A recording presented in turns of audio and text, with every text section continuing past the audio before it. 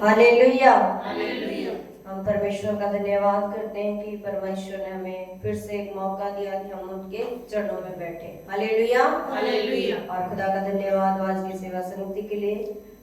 मैं परमेश्वर का धन्यवाद करती हूँ कि परमेश्वर ने हमें सुबह से लेके अभी तक हम सबको क्या करा है, संभाल के रखा है। हम परमेश्वर का धन्यवाद करते हैं। हालेलुया। हालेलुया।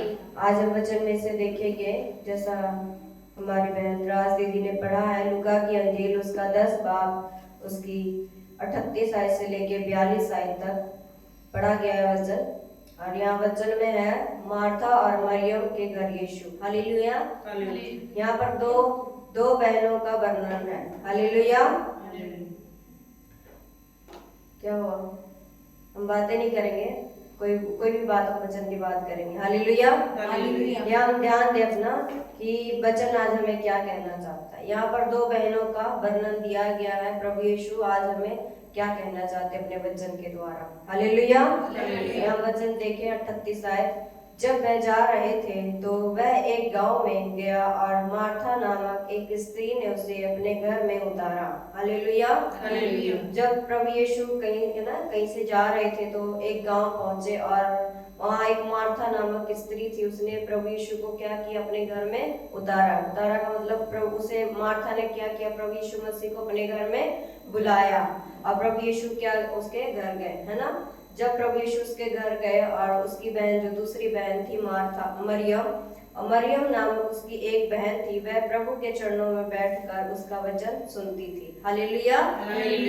ये मार्था और मरियम कौन है, आप सबको पता है? ये मरियम वो नहीं है जो प्रभु यीशु मसीह की माँ है ना, वो नहीं है। ये मार्था और मरियम वो है जो लाजर, जैसे हम जिन्हें प्रभु यीशु मसीह ने जो 4 दिन के मुर्दे को जिंदा किया, ये उनकी बहनें हैं मार्था और मरियम, है ना। जब हम वचन जब सुनते हैं, जब प्रभु यीशु लाजर से जब मिलने जाते हैं तो मार्था मरियम कहती है ना प्रभु यीशु से कि आज तू यहाँ होता तो मेरा भाई जीवित होता। ये उनकी बहनें हैं दोनों, है ना। तब प्रभु यीशु जब उसके घर गए मार्था और मरियम के, तो मार्था क्या करने लगी, प्रभु की, है ना, खातिरदारी में लग गई वो। कि जैसे हमारे घर दास आते हैं तो हम भी सोचते हैं ना अपने दासों को क्या खिलाए क्या पिलाए, तो वो उन चीजों में लग गई मार्था। पर मरियम ने क्या चुना, प्रभु के वचन को चुना और वो क्या करी, उसके चरणों में जाकर बैठ गई। उसने ये सब चीजों का ध्यान नहीं दिया कि हाँ प्रभु, ये सब भी हमारा फर्ज बनता है, पर जो सबसे पहले जो है ना, जो प्रभु का वचन है, उसने क्या किया, सबसे पहले प्रभु के वचन को चुना और परमेश्वर के चरणों में जाके क्या करी, वो बैठ गई और वचन को सुनने लगी। पर मार्था क्या करने लगी, है ना, वो खाना बना रही होगी, है ना, बहुत से कार्य होते हैं ना, कुछ भी कर रही होगी कि हाँ मेरा दास आया ना, मेरे प्रभु आए मेरे घर, तो अलग अलग पकवान बना रहे होगे, अलग अलग कार्य कर रहे होगे ना प्रभु के लिए। पर नहीं, मार्था ने, मरियम ने क्या किया, वो प्रभु के चरणों में बैठ करके क्या करने लगी, प्रभु के वचन को सुनने लगी। तब देखिए मार्था प्रभु से क्या जाके कहती है, हम 40 आयत में अपना ध्यान देंगे। परंतु मार्था सेवा करते करते घबरा गई और उसके पास आकर कहने लगी, हे प्रभु, क्या तुझे कुछ भी चिंता नहीं कि मेरी बहन ने मुझे सेवा करने के लिए अकेले ही छोड़ दिया है। हालेलुया। प्रभु मार्था क्या कर रही है, सेवा करते करते ना, जो अपने घर के जो कार्य हो गए उसमें क्या करे, वो करते करते घबरा गई। क्यों सोची कि मैं अकेले कर रही हूँ, पर मेरी बहन क्या कर रही है, बच्चन को सुन रही है, प्रभु के पास जाके बैठी हुई है, वो मेरे साथ कोई काम नहीं करा रही है। तो प्रभु को जाके कह रही कि प्रभु, मरियम तेरे पास आके बैठी है, उसे मेरे साथ कोई भी काम नहीं करवा रही है, उसे मेरे साथ उसे कुछ भी चिंता नहीं है कि मेरी बहन अकेले कार्य कर रही है ना, अकेले खाना बना रही है, अकेले वो जो भी कर रही थी वो अकेले कर रही थी, पर वो क्या कर रही है, प्रभु के चरणों में जाके बैठ गई। तो वो प्रभु से आके कहती है कि तुझे प्रभु से इसे क्या कि ये मेरे साथ क्या करे, मेरी हेल्प करवाए। पर प्रभु यहाँ देखे क्या कहता है कि इसलिए उनसे कह कि मेरी सहायता करे। मार्था कह रही है प्रभु से कि प्रभु, मरियम से क्या है कि वो मेरी क्या करे, सहायता कराए ना, काम में मेरी मदद कराए। पर प्रभु देखे मार्था से क्या कहता है। प्रभु ने उसे उत्तर दिया, मार्था, हे मार्था, तू बहुत बातों के लिए चिंता करती और घबराती है। हालेलुया। प्रभु से कहता है मार्था, हे मार्था, तू बहुत बातों के लिए क्या कर रही है, चिंता कर रही है और घबरा रही है। पर हम 42 आयत भी पढ़ लेते हैं, फिर उसके बाद हम आगे देखेंगे। परंतु एक बात अवश्य है और उस उत्तम भाग को मरियम ने चुन लिया है जो उससे छीना ना जाएगा। हालेलुया। प्रभु मार्था से कहता है कि तू बहुत बातों की क्या कर रही है, चिंता कर रही है, पर जो मरियम ने जिस भाग को चुन लिया है उसे कोई भी छीन नहीं सकता, है ना। जब हमारे दास हमारे घर में आते तो हमें भी बहुत सी बातों की क्या होती है, चिंता होती है कि हमारे दास हमारे घर में आए तो हम उनके स्वागत के लिए हम क्या करें, अच्छे अच्छे कार्य करें, है ना, अच्छे अच्छे पकवान बनाए। पर वो चीज भी जरूरी है, पर सबसे मेन चीज जो होता है वचन, जो खुदा के दास हमारे घर में जो वचन लेके जाते हैं, तो सबसे पहले हमें क्या होना चाहिए कि उस वचन को, जो खुदा का वचन है जो हमारे लिए है ना, क्योंकि जब खुदा का दास जो हमारे घर जाता है तो वो किनके ऑर्डर पे जाता है, प्रभु यीशु के ऑर्डर पे ही जाते हैं ना, उनका हुक्म होता है तभी वो किसी के घर में जाते हैं। ऐसे खुदा के दास भी ऐसे जा नहीं सकते किसी के घर में, जब तक उनका हुक्म ना हो, है ना, जब तक उनकी आज्ञा ना हो तो खुदा के दास किसी के घर में जा नहीं सकते। इसी तरह प्रभु यीशु मार्था और मरियम के घर में आया है ना, वचन को लेके आए यहाँ पर वो मार्था क्या करने लगी, घर के कार्यों में ही व्यस्त होगी। वो क्या कर रही है, वचन को नहीं सुन रही है, वहां पर बैठ के वचन को नहीं सुन रही है, अपने घर के कामों में ही लगी है।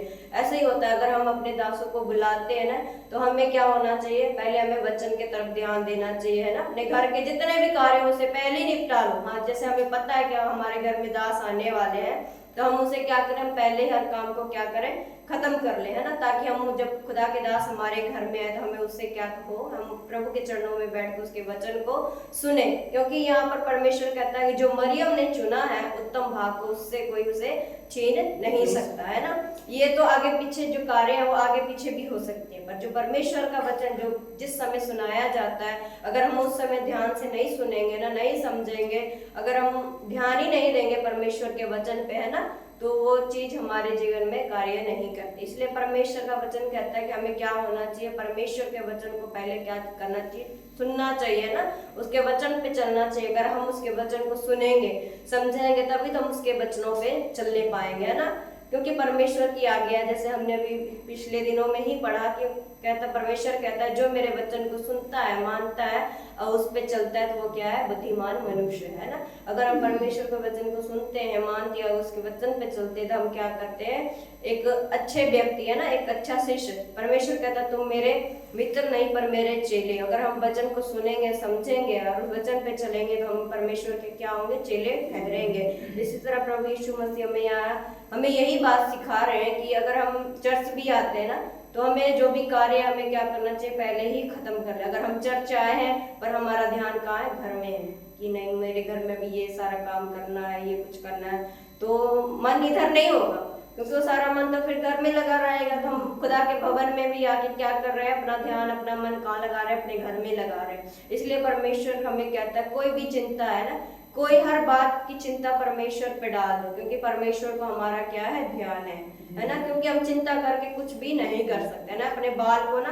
काले से ना सफेद कर सकते, कुछ नहीं कर सकते, क्योंकि परमेश्वर हमारी हर चिंताओं को, है ना, हर बातों को क्या करता है, जानता है। हमारी हर जरूरतों को भी क्या करता है, वो जानता है, वो पूरा भी करता है। अगर हम उस पर सारा बोझ डाल देंगे, है ना, अगर हम खुदा के भवन में बैठे हैं तो हमें पूरा मन कहाँ लगाना चाहिए, खुदा के भवन में ही लगाना चाहिए, खुदा के वचन पे लगाना चाहिए। अगर हम यहाँ आकर भी हम घर के बातों को सोचे, है ना, घर के कार्यों को सोचे, कोई सोच रहा है इसलिए हंस रहा है, पर नहीं, जब हम खुदा के भवन में भी आते हैं तो परमेश्वर के ऊपर पूरा मन लगाना चाहिए, परमेश्वर के वचन। क्योंकि रोज, है ना, कई बार होता है कि परमेश्वर को कौन से वचन से हमें आशीष दे जाए, क्योंकि सारे वचन तो आशीष के ही है, पर कई बार ऐसा कार्य होता है वचन में कि जब परमेश्वर के दास यहाँ से बोलते हैं ना, है ना, उस समय ऐसा चमत्कार होता है कि कब कौन से वचन से हमें उसी टाइम आशीष मिल जाए। इसलिए परमेश्वर का वचन कहता है कि हमें वचन को क्या करना चाहिए, ध्यान से सुनना चाहिए, उस वचन को समझना चाहिए, उसे अपने मन में क्या करना चाहिए, ग्रहण करना चाहिए कि परमेश्वर हमें किस वक्त आशीष दे दे। जैसे कि यहाँ मार्था ने क्या किया, उसने बहुत बातों की चिंता की, नहीं मेरा गुरु मेरे घर में आ रहा है तो वो बहुत चीजें कर रही है, पर नहीं, मरियम क्या कर रही है, जाकर प्रभु के चरणों में बैठ करके क्या कर रही है, प्रभु के वचन को सुन रही है, उसके वचन को सुन रही है, उसके वचन पे चल रही है ना। इसी तरह हमारा जीवन, अगर हम प्रभु के घर में आते, अगर हमारे दास हमारे घर में जाते तो हमें क्या करना चाहिए, पहले प्रभु के वचन को सुनना चाहिए, है ना।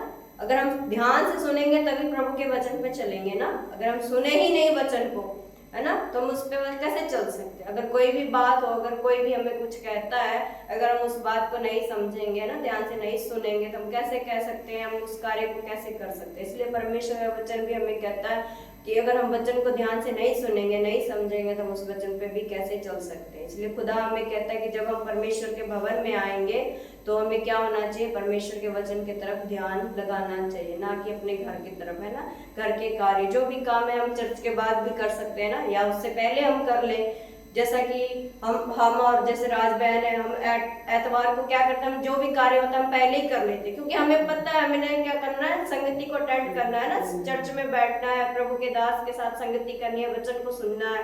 अगर हम सब भी ऐसा करेंगे तो परमेश्वर हमें क्या देगा, आशीष देगा। जैसा कि खुदा के दास ने वो बोला कि हमें क्या होना चाहिए, समय पे भी चर्च में आना चाहिए। अगर हम समय पे आएंगे ना तो परमेश्वर हमें क्या देता है, आशीष देता है, क्योंकि लेट भी हमने आना ही है ना, समय पे भी आना ही है। तो जब चर्च आना ही है तो हमें क्या होना चाहिए, समय पे आना चाहिए। इसलिए खुदा, क्योंकि देखिए जब हम शुरू में चर्च में आते हैं ना, परमेश्वर की आत्मा यहाँ मौजूद हमेशा ही रहती है।